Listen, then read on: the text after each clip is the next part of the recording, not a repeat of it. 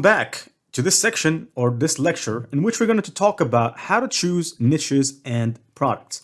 So the first thing that you need to do is find a specific audience. I'm going to say this twice, but I'm saying it to you right now. The specific audience that you need to find needs to be an audience that you resonate with. Let me repeat myself. An audience that you resonate with. So if you are, let's say, a bodybuilding enthusiast, it would be awesome if you actually target some people that are in that niche. So if you're going to be selling gym equipment, gear, if you're going to be selling that stuff, then you're going to have passion about it. And if you ask anybody, they'll tell you that when you have passion about something, it just comes naturally to you. So make sure that when you choose something or a niche that you're going to be active on, make sure that that niche is an actual thing that you're willing to spend a lot of time on. For instance, me on Udemy. This is just one of my businesses. I have 3 other businesses that I run, KDP. I have another business, which is a website that promotes coupons. And I also have another e-commerce business and copywriting business, both of them. I do a little bit of affiliate marketing here and there. But the general thing here is, if I didn't have passion for what I'm doing, I probably wouldn't be doing it because I wouldn't have that longevity to just keep going. And so make sure that you don't get stuck in a niche that you hate. I understand that sometimes you have to do what you hate, but in this, especially in business, you're going to be spending a long time with yourself, right? So make sure that you're spending quality time. Make sure that it's not hell, right? So a lot of people like to just, force stuff on themselves, and it's okay to a certain degree because a lot of the things that I do in my day, during my day, I would say 80% are things I don't really like, But what keeps me in the game, what keeps me focused and dedicated is I have passion for what I'm doing. So the first thing is find a specific audience. Second thing is find out what they like. It's extremely important that you pay careful attention here.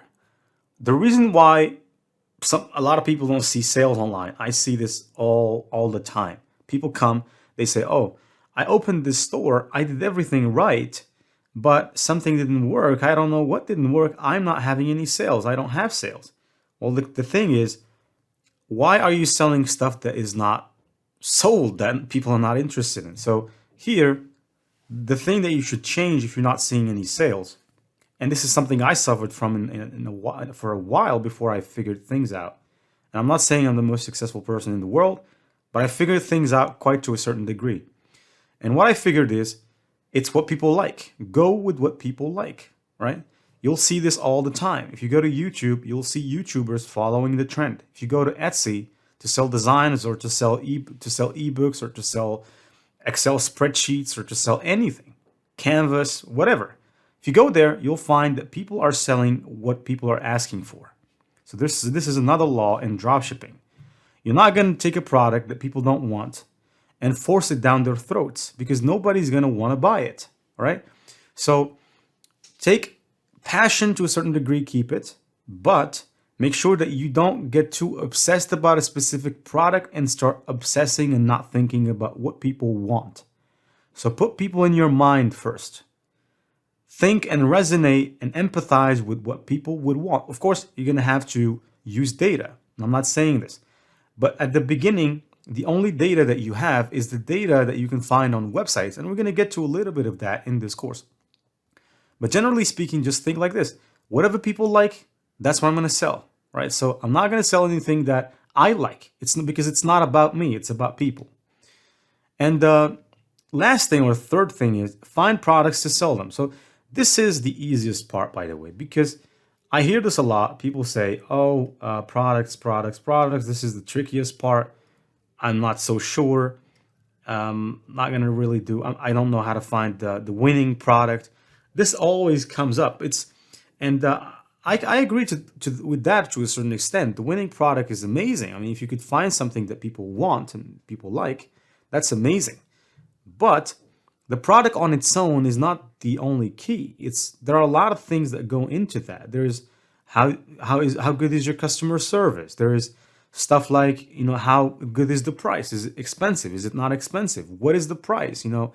What is the demographics of this what does this product make people feel? So a lot of things go into making that product sell, right? It's not just the winning product. I'm going to buy this software because it allows me to get the winning products or to find the winning products. These things are just hoaxes, okay? So a product is what you make of it. You take a product, you wrap it around the story. You build a story around the product.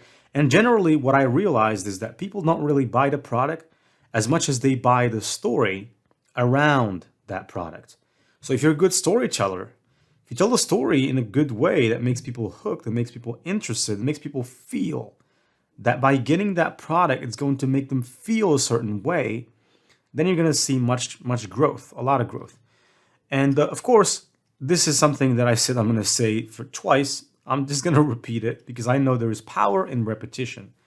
So choose an audience that you resonate with, right? Don't choose an audience that you don't like, that you don't understand, that you cannot empathize with. And I'm going to move on. So here, also, you need to know your audience demographics. So if you've heard about this concept of demographics, there are what we call demographics and psychographics. And these demographics, basically, they are the age of the population, the gender, are they parents or single, married or not, all of these information, are they working? This also could be good information because in some cases, for example, when you're selling toys, you're not going to sell them to the 5-year-old kid because the 5-year-old kid doesn't have it doesn't have a PayPal account, doesn't have a credit card that you can go and pay with. So it's just a 5-year-old kid. So in reality, you're selling that product to the parent, not to the 5-year-old kid. But you're selling the product to the parent who's buying the product for their 5-year-old kid. So these things, they make a difference, okay? And these things are what you really need to focus on when you are niching, when you're choosing a niche. That's what I mean by niching. You need to focus on these things and get as much information as possible. We call it the brainstorming. So before you have all these information, you start to brainstorm. All right, so what is the age of my population? What is their gender? Are they parents? Are they in a romantic relationship? Are they working or not working? So all these things are data that you gather and that allow you to draw what we call a persona, right? So if you've heard of the persona, I highly recommend you to go and find a book by Philip Kotler, right? You're going to find me, probably I'm going to recommend it here in the resources. You can go and get it on Amazon. It's a large book and I've read it 3 years ago, right? And that book is huge. It's just huge, a big book. I read the entire book. It took me 3 months to read it, and I was reading 2 hours to 3 hours a day, daily. It took me 3 months to read that book. Now, in that book, you're going to find details about demographics, psychographics, personification, segmentation, differentiation, unique selling proposition. You're going to learn a lot about marketing from reading that book, so I highly recommend you to go there. But right now, let's get back to our muttons. Draw a persona. This is not something that you would, as a marketer, it's not something you would hear for the first time. Drawing a persona is actually getting to know the people that you are dealing with, right? So who are they? Every single information that you can get about these people that are actually going to help you sell to them better is good. Every single information, and I really mean it. And also here, you need to be resonating with the 20%, 80% rule, or the Pareto rule. So some factors contribute more. So you need to focus on gathering the information that is going to persuade these people on a higher, deeper level. And when I'm talking about the personification, also the notion of avatar comes in, right? So it's either draw a persona or avatar. These are the notions that we use for this. And of course, it's not the avatar from the movie, it's avatar. Draw an avatar. So when next time you hear somebody saying persona, avatar, basically they're the same thing. And see you in a minute.